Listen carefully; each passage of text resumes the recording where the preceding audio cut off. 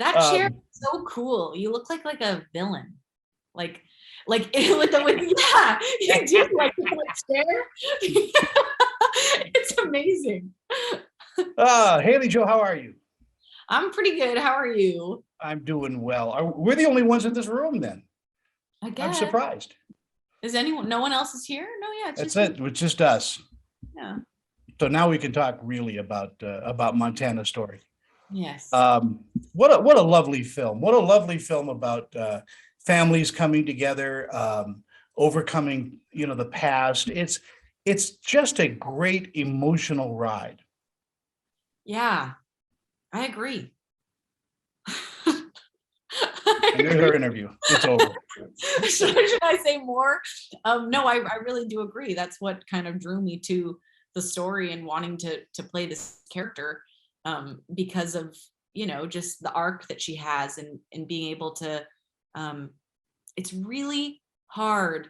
It's really hard to go through something that's like really painful and traumatic. Um, and it's really hard to keep going on with your life after that, and it takes a lot of like resilience, and you do things to cope. And one of the main things I think that people do, that Erin did, is like suppressing and building walls.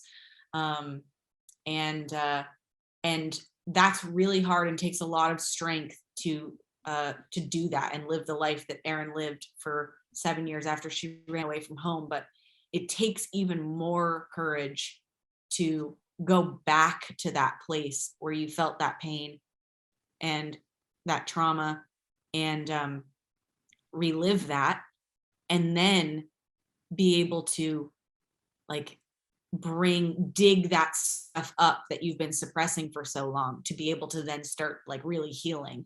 And so I just think that like that's so important. I think uh I mean, that's something that I'm learning in my life, to like really allow myself to feel things, even if they're so like heavy to feel and express. Because if you, the more you just suppress and suppress and suppress, like they're still there. You're not really healing from them. They're just down there, and they're festering, and who knows how they'll come out in different ways. So The script allowed you to do that in so many different and lovely ways as an actress. I think um, roles like this don't come around all that often. no, they don't. And that's why I'm really thankful that I got to play her, because um I feel like she was important for my life, and I feel like I really connected to her, and she taught me things, and I got to explore things about myself through her. And that's the best kind of therapy. Acting can be very therapeutic. Acting can make you need more therapy, but then it can also at times be very therapeutic. And um this was one of those, the latter, I guess. Yeah. Are, are you comfortable around horses and farms and animals? um Honestly, no. Like it was something that was hard for me, because I'm not like a horse girl. And I think that like from afar, I just like have so much. I think horses are beautiful. I think that they're like a really spiritual animal. I think they're like majestic and like godly in a way. Like they're just so big and so just like powerful. But actually having an intimate relationship with a horse, like when you're with them physically, is like so different than just admiring them from afar, like riding a horse on like a horse tour when you're like 12, or it's like a different thing. So it was hard. And the horse that was playing Mr. T was like a very intense horse. So yeah. The method actor.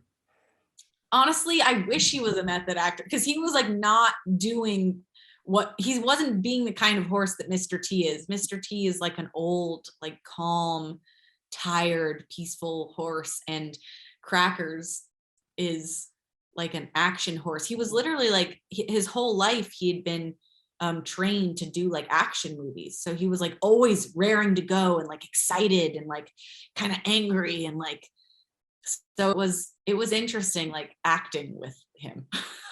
Haley Joe, it's Haley Lou. It's a pleasure to talk with you, and a pleasure to get your name right. Call At me least. Haley Joe because David, who wrote the movie and directed it, called me Haley Joe on set every day.